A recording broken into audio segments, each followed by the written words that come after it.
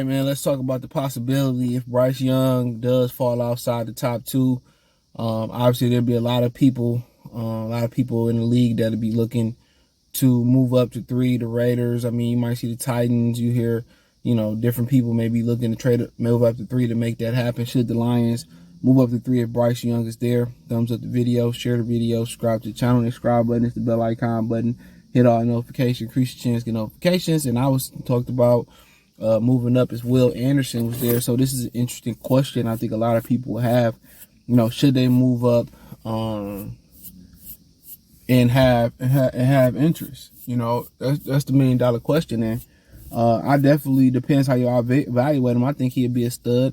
I would, unless you feel like he'd be there at 6 or you really like somebody else at 6. I mean, Jalen Carter, I'm kind of like getting sour on him right now.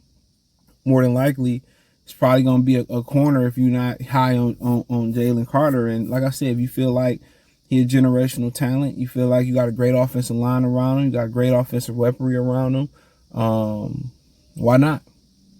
Why not? Arizona said they open for business, and Arizona might be where the actual draft started at.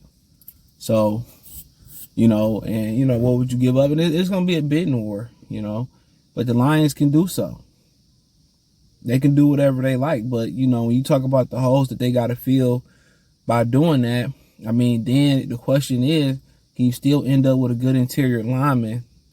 Because you can't bank on Anazorkin. You can't bank on Pascal and Aiden Hutchinson being your pressure on the inside for an entire season. So the question is, can you go out there, make this move, get Young, and can you still get somebody who can help you in the interior lineman, Jeffrey Simons from the Tennessee Titans, or can you still end up with the kid Kancey, whatever his name is, from Pittsburgh, or Brian Bryce, or somebody else you like, or somebody out there that might get traded? That's the question. Can you still end up with help? That's the question. Can you still end up with help? So, they got some needs they need to address. Interior line, defensive line is the #1 need. So, I still think they probably potentially want to get a #1 corner who can grow and be that #1 stud corner. But yeah, I would consider it. But it's gonna be a bidding war. Raiders, it's a number of teams. Tennessee might be interested in moving up. Indianapolis might get in on the fun and want to move up one spot. It seems like they may be going towards Will Levis. So if you think he's the talent. My thing is, I wouldn't mind him sitting behind Jared Goff for a year.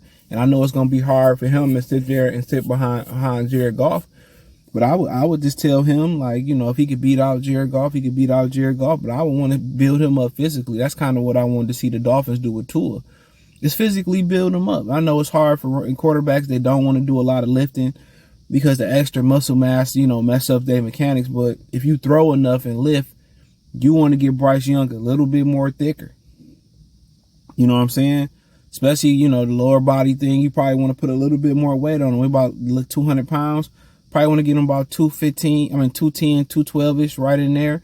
So for the first year, it'd just be, him working on mechanics, him, getting on a meal plan and a strength plan, and us building him up to be prepared. But, if he was to step in and beat out Goff right away, right then, then what's your next thing? Will just continue to assist him, especially if you can fill in the interior defensive need, and your thing will just be continue to assist him.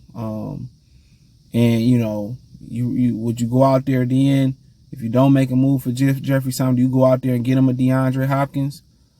And give him Hopkins, Jameson Williams, St. Brown, Marvin Jones, and some guys that can continue to assist him. And that assists Jared Goff if he stick around as well too. Would you move up, get him, flip Goff, and flip Goff? My thing is, I might just sit him behind Goff for a year, let him get stronger, let him be 100% fully prepared, and if the shit go left next year, then plug him in and see what we got. That may be my strategy. That might be where my mind at, or my mind may be going with it at. So, That might be the smart. I think that's kind of the plan that I would want to go through. Them smaller quarterbacks, you want to make sure the core is strong, the lower body is strong. He got enough upstairs physically. So you probably want to get him around the 210, 212 mark, get him comfortable. Put him with Brunell, Ben Johnson. I mean, you know, you be asking him to hand the ball off in golf play action. And, you know, you probably have a handful of design runs for him for later in the season, or when you're making the championship run, to throw a wrinkle in there. So I'm in the idea of it. You know, people say you can sit back and get Anthony Richardson. Bryce Young can play the position right now. You know, and you know, everything you have him sit behind Jared Goff, you just be brushing on and honing things. And when he ready to go in there and be ready, cool. But you know, Patrick Mahomes was a raw talent that Andy Reid, Nagy, and them, they refined him real quick, gave him tools real quick, and he was ready to go. But it's all about how quick Anthony Richardson can retain the information. Does he have a stomach to play?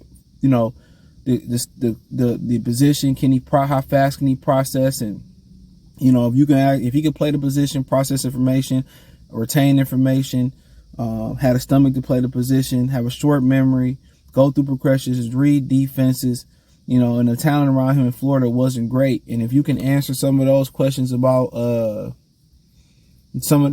those questions, then cool. But Bryce Young, cream of the crop. But if I could sit there and I'm gonna take a quarterback and I don't have to move up, and I could take him at 6 and I feel comfortable with Anthony Richardson at 6, so be it. But I think Bryce Young is the best quarterback, you know, in the class as of right now. But obviously, smaller quarterbacks kind of getting diminished. You see Kyler Murray get hurt last year. You see Baker Mayfield, you know, having his issues. You know what I'm saying? It was somebody else who was struggling too out there. So I can't remember who it was. So that's the question. But you know, if y'all feel comfortable and you really, you know, evaluate him and feel really good about him, I mean, go do it. You know, go do it. And like I said, I was probably sitting him behind Jared Goff unless somebody really gave me a really, really good offer. Unless somebody really gave me a really good offer, I probably would sit him behind Jared Goff, let him learn behind Jared Goff. You know, let him, you know, build up his physical strength, build up, you know, knowing defenses, speed, and doing those things. That's kind of be my point of view on it. But hey, let me know what you girls and guys think. Check out Detroit Lions Talk playlist. Thumbs up the video. Share the video. Subscribe to the channel. Next subscribe button is the bell icon button. Hit all notifications. Increase your chance to get notifications. We go live and drop video. Financially want to support the channel. Cash App, $, CJ Good 313. Venmo, CJ Good 313. PayPal link description. Hit the link tree. Follow me on Twitter, Facebook, Instagram, Spotify, Anchor, Cash App, Venmo, PayPal. Appreciate the love and support. Let me know what you girls and guys think in the comment section. Peace.